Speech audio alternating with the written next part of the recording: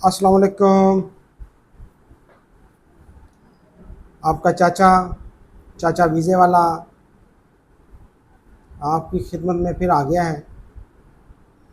बाकी तो वीज़े वाले जितने चाचे ताए हैं सब कहते हैं लाओ पैसा दो, और चाचे का मकसद ये भी है कि जहाँ पे आपका पैसा बचाया जा सकता है वो पैसा बचना चाहिए। मैं आज आपको मशवरा दूंगा कि कुछ ऐसी बीमारियाँ या ऐसे इलामात अगर आप में पाई जाती हों तो आप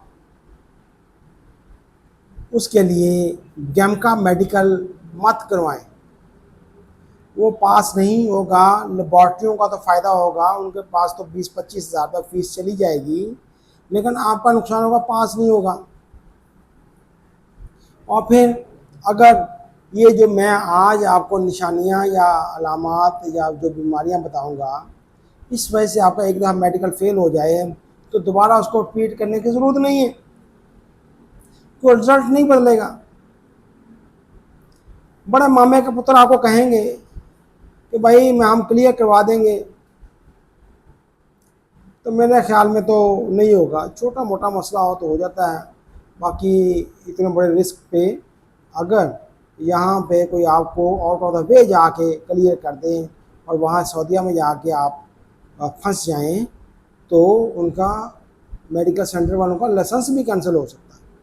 ठीक है, तो इसलिए ये मेरी बात समझने की कोशिश करें। सबसे पहले बात, अगर आप शुगर के क्रॉनिक पेशेंट हैं, यानी कि आपकी शुगर जो है ना वो नॉर्मल होती ही नहीं है या आप कोशिश नहीं करते, वही चीज़ें है ना भाई, या तो इतनी ज़्यादा है कि आप कि वो शुगर कंट्रोल नहीं होती और शुगर की वजह से आपके पाँव पे जो शुगर के आपके की वजह से आपको जो ज़ख़म हो जाते हैं वो हो गए हुए हैं, और आप कोशिश भी नहीं करते कंट्रोल करने की, और आप दबा कर पेप्सी भी पीते हैं, मिठाइयाँ हलवे भी खाते हैं। तो फिर बेटा बेहतर है कि आप गम का मेडिकल करना सोचें, आप ये कुछ करें यशी करें, खाएं पिएं बस।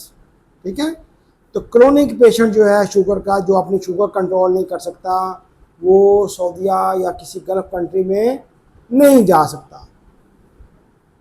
इसी तरह अगर आपको डायग्नोज हो गया हुआ है हेपेटाइटिस सी या बी, हेपेटाइटिस बी या सी, तो फिर भी आपका मेडिकल क्लियर नहीं होगा। अगर आपकी बीमारी ख़त्म भी हो गई है तो वो जरासीम जो है वो आपके खून से ख़त्म नहीं होंगे। ठीक है बेटा, तो ये दो चीज़ें हो गई, बल्कि तीन हो गई ना, बी और सी, दो तो ये हो गई और एक आपका शुगर का हो गया। इसके अलावा अगर आपको किसी का टीबी हुई है, ट्यूबरक्लोसिस, तो उसके निशानात जो हैं वो आपके फेफड़े के ऊपर रह जाते हैं, वो आपका मेडिकल क्लियर नहीं होगा। हाँ, अगर आपके फेफड़ों के ऊपर कोई और निशानात हैं, बलगम के निशानात हैं, वो आप सही कर लेते हैं तो ठीक है, लेकिन टीबी के निशानात आपके पास आ गए हैं, फेफड़े पे आ गए हैं, तो वो आपका टेस्ट पास नहीं होगा। ठीक है, इसके अलावा आप कि अगर कोई उंगली कटी हुई, कोई हाथ कटा हुआ है, तो आपको टोकन भी नहीं बनवाना मेरे भाई। मेडिकल का जो टोकन है 4-4.5 हज़ार का, वो भी नहीं बनवाना।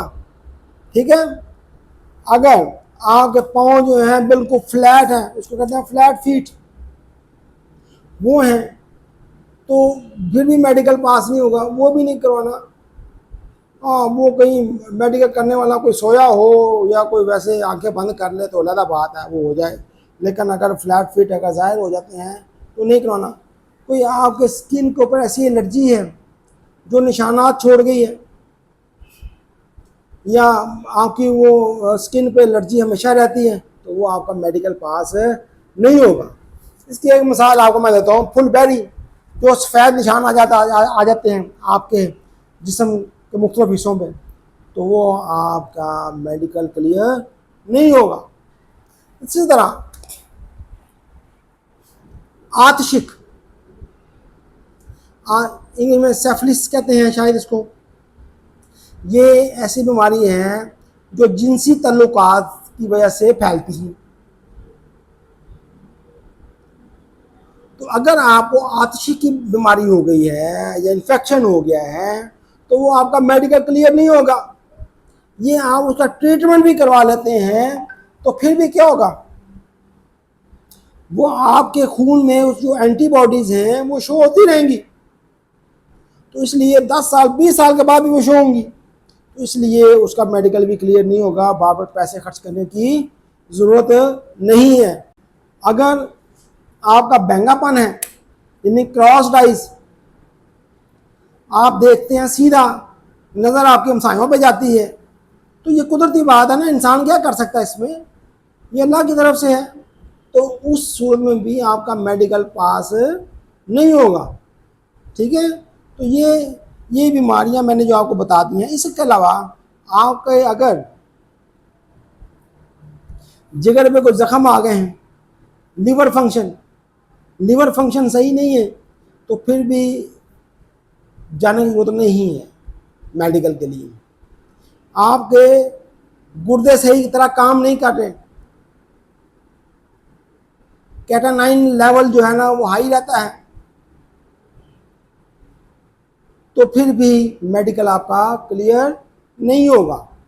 ठीक है, तो बच्चों ये मैं आपको बता दूं कि ये जो मैंने आपको निशानियां या प्रॉब्लम बताई हैं, अगर किसी में ये चीज़ है तो खुदा ना अपने पैसे गम का मेडिकल पे ज़ाया नहीं करें। ठीक है, अच्छा अब अगली वीडियो जो है ना वो इंशाल्लाह मैं आपको बताऊंगा कि ये आशिक है ये क्या है और ये क्यों सही नहीं होता।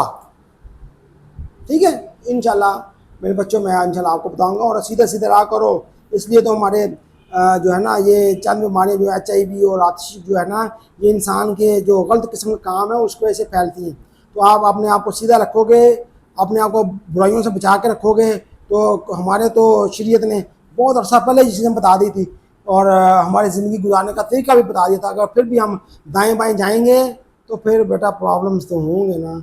चाचा तो आपको बता सकता है और चाचा ने आपको बता दिया है, बल्कि आपको पहले भी पता होगा, आप भी इतने भोले तो है नहीं कि आपको पता ना हो, लेकिन फिर भी इंसान है, गुनाह हो जाते हैं। चलो ओके, अल्लाह हाफिज़।